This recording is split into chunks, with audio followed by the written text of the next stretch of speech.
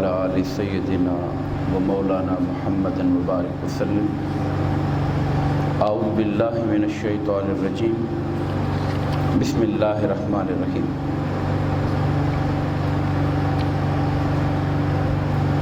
حضور نبی کریم علیہ الصلاۃ والسلام کی سیرت طیبہ میں ہم نے کل کے درس میں ہجرت حبشہ کے حوالے سے گفتگو کی تھی۔ مسلمانوں کو جب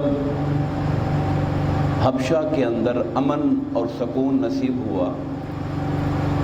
اور کفار مکہ کی ساری سازشیں وہاں سے نکلوانے کی ناکام ہو گئیں تو ان کا غم و غصہ اور بڑھ گیا۔ وہ مزید سوچنے پلاننگ کرنے لگ گئے کہ ہم اس مسئلے سے کس طرح نپٹیں۔ تو ان بدبختوں کی ساری توجہ حضور کی ذات پہ چلی گئی کہ معاذ اللہ اگر ہم ان کو قتل کر دیں تو سارا مسئلہ ختم ہو جائے گا۔ انہوں نے اپنے ذہن میں یہ سوچا اور پلاننگ وہ یہ کر رہے تھے کہ ہمارے قبیلے سے ہٹ کر باہر کا کوئی بندہ اگر یہ کام کرے تو اس طریقے سے پھر اس کو بچانے کے لیے ہمیں جو پیسہ لگانا پڑا، خون بہا، دیت دینی پڑی، ہم دے دیں گے، لیکن قتل کا جو جرم ہے وہ ہمارے سر پہ نہیں آئے گا۔ یہ بات آپ کے علم میں ہونی چاہیے کہ قبائلی معاشرہ تھا اور قبیلے کے ایک فرد کے قتل پر پورا کا پورا قبیلہ اس سے بدلہ لیا کرتا تھا۔ حضور نبی کریم علیہ الصلاۃ والسلام بھلے دین اور فکر اور نظریہ نیا دے رہے تھے، لیکن جو آپ کا قبیلہ بنو ہاشم تھا اس بات کا ڈر پورے قریش کو تھا کہ اگر ہم نے حضور کو نقصان پہنچایا تو آپ کا قبیلہ ہم سے بدلہ لیے بغیر پیچھے نہیں ہٹے گا۔ یہ خیال ان کو بار بار ستاتا تھا۔ بہرحال وہ اپنی کوششوں میں لگے تھے۔ ادھر سردار بنو ہاشم حضرت ابو طالب رضی اللہ تعالیٰ عنہ کو بھی خبر ہو گئی تھی کہ یہ لوگ حضور کی جان کے درپے ہیں، تو انہوں نے وہ جو محلہ تھا مکہ کے اندر، شہر والا محلہ، وہاں سے نکل کر ان کا کچھ رقبہ تھا پہاڑوں کے درمیان، انہوں نے سوچا کہ میں خاندان کو وہاں شفٹ کر جاتا ہوں تاکہ ہم علیحدہ وہاں پہ رہیں، ہمیں پتہ چلے باہر کا بندہ کون آ رہا ہے، کون جا رہا ہے، اور سیکیورٹی پوائنٹ آف ویو سے ہم زیادہ محفوظ ہو جائیں۔ اس جگہ کا نام تھا شعب ابی طالب۔ شعب کہتے ہیں گھاٹی کو، دو پہاڑوں کے درمیان جو تھوڑی جگہ میدانی ہوتی ہے اس کو گھاٹی بولتے ہیں، عربی میں شعب کہتے ہیں۔ حضرت ابو طالب کو خاندانی ورثے میں ملی تھی۔ وہ اپنے خاندان بنو ہاشم کو اور خاص طور پر جو خاندان بنو مطلب ہے، عبد المطلب کے جو 10 بیٹے تھے ان میں سے ایک بیٹا تھا جو اپنے قبیلے کے اتحاد سے باہر نکل گیا، جس کا نام تھا ابو لہب۔ باقی سارے 9 بیٹے حضور کی حفاظت پر متفق تھے کہ ہم نے انہیں کسی حال میں دشمن کو حملہ کرنے کا موقع نہیں دینا۔ وہ 9 بیٹے ان کی اولادیں اور اس سے اوپر بنو ہاشم کے جو اولاد تھی وہ لے کر سارے شعب ابی طالب میں چلے گئے۔ اب کفار مکہ نے مقابلہ کرنے کے لیے یہ سوچا، ظاہر لڑ تو نہیں سکتے، لڑنے کے لیے تو انہیں معلوم ہے کہ ہمارے اپنے خاندان کے اندر بھی پھر لوگ مریں گے۔ اس بات سے بچنے کے لیے انہوں نے سوچا کیسے مجبور کریں ان کو۔ انہوں نے جو مشورے کر کے سارے قبائل نے فیصلہ کیا، وہ فیصلہ یہ کیا کہ ہم ان کا سوشل اور اکنامک بائیکاٹ کریں گے، معاشی بائیکاٹ کریں گے۔ ان کے ساتھ کوئی لین دین نہیں کرے گا، کوئی دکاندار ان کو سودا نہیں دے گا، کسی باہر سے آنے والے تاجر کو ان کو سامان بیچنے نہیں دیں گے، اور ان کے ساتھ ہمارا کوئی رشتہ داری نہیں کریں گے، کوئی تعلق نہیں بڑھائیں گے، آپس کے اندر بات چیت نہیں کریں گے، یعنی ان کے ساتھ نہ بول چال رکھیں گے، نہ کاروبار رکھیں گے، نہ کسی کو لینے دیں گے، نہ کسی کو دینے دیں گے۔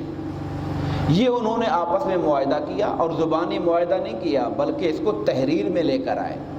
اس کو تحریری لکھا، ہر قبیلے کے سردار کے دستخط کروائے اور اس کو غلافوں میں لپیٹ کر اس معاہدے کو خانہ کعبہ میں لٹکا دیا کہ ہمارا یہ معاہدہ ہے کہ ہم بنو ہاشم کے ساتھ اب نہ میل جول رکھیں گے، نہ بات چیت کریں گے، نہ رشتہ داریاں کریں گے، نہ سامان کی خرید و فروخت کریں گے۔ اب یہ جو بائیکاٹ تھا یہ 2-4 دن نہیں چلا، مہینے نہیں چلا، یہ 3 سال تک چلتا رہا۔ آپ اندازہ کریں کہ جن کے ساتھ بات چیت نہ ہو اور جن کے ساتھ آپ کا رشتہ داری بھی نہ ہو اور سب سے بڑھ کر خرید و فروخت بھی کرنے سے روک دیں تو ان لوگوں کے گھروں کی حالت کیا ہو گئی ہوگی۔ صحابہ کرام کہتے ہیں کہ ہمارے گھروں میں فاقے رہتے، ہمارے بچے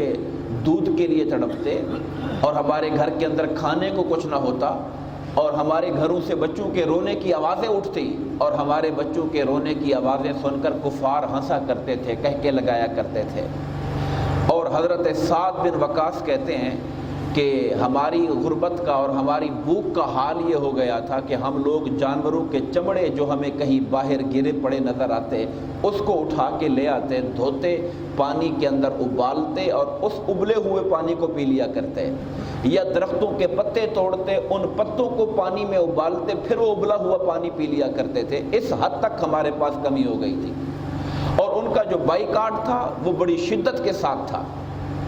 یہاں تک کہ حضرت خدیجہ حضور کی اہلیہ ہماری ماں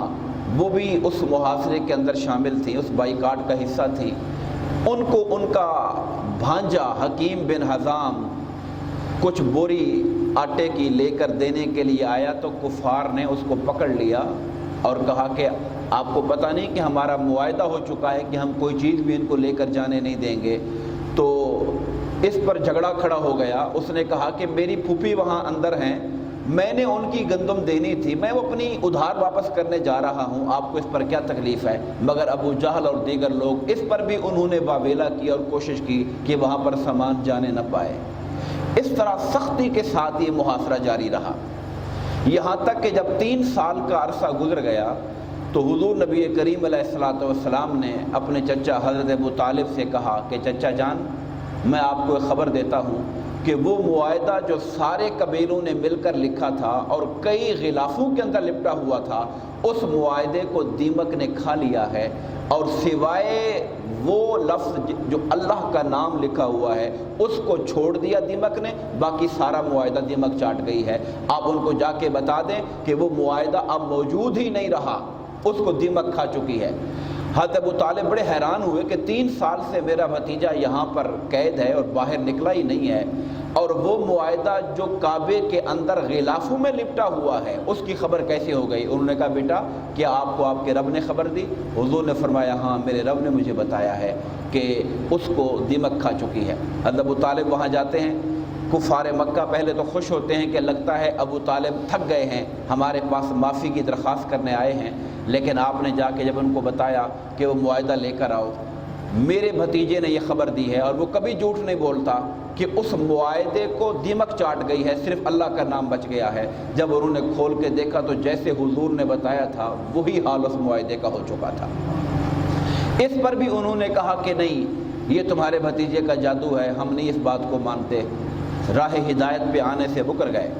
اب گفتگو کو سمیٹتے ہوئے میں بتانا چاہتا ہوں کہ جب 3 سال کا عرصہ گزر گیا تو اس معاشرے کے اندر سے بھی کچھ شرفاء تھے جن کی آوازیں اٹھنے لگی کہ یار ہم اپنے گھر کے اندر کھاتے ہیں، پیتے ہیں، موج مستی کرتے ہیں، ہمارے اپنے ہی رشتہ دار ہیں، ان کو تم نے بھوکا مارا ہوا، ان کے بچے رو رہے ہیں۔ اس طریقے سے کچھ آوازیں اٹھنا شروع ہو گئی۔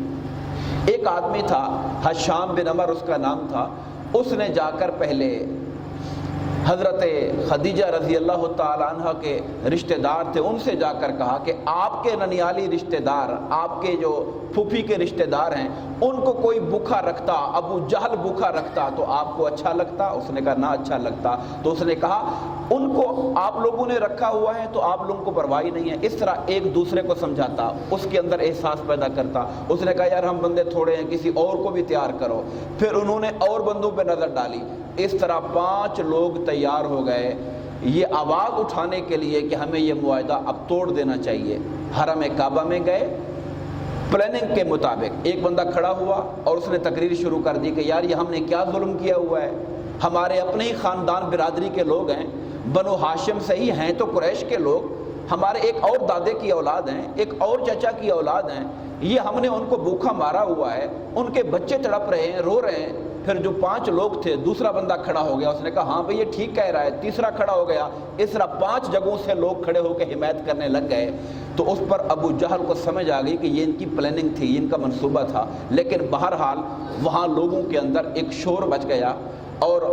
حضرت حشام جو تھے وہ بھاگ کر گئے، اس معاہدے کو اٹھا کر لائے اور انہوں نے معاہدے کو پھاڑ ڈالا، اور اس طریقے سے مکہ والوں کی حمایت کچھ شعب ابی طالب والوں کو حاصل ہوئی اور اس معاہدے کو ختم کر دیا گیا، اور حضور نبی کریم علیہ الصلوۃ والسلام اور آپ کا خاندان شعب ابی طالب سے واپس آ گیا۔ مگر یہ 3 سال کا عرصہ تھا مصیبتوں کا جو آپ نے گزارا۔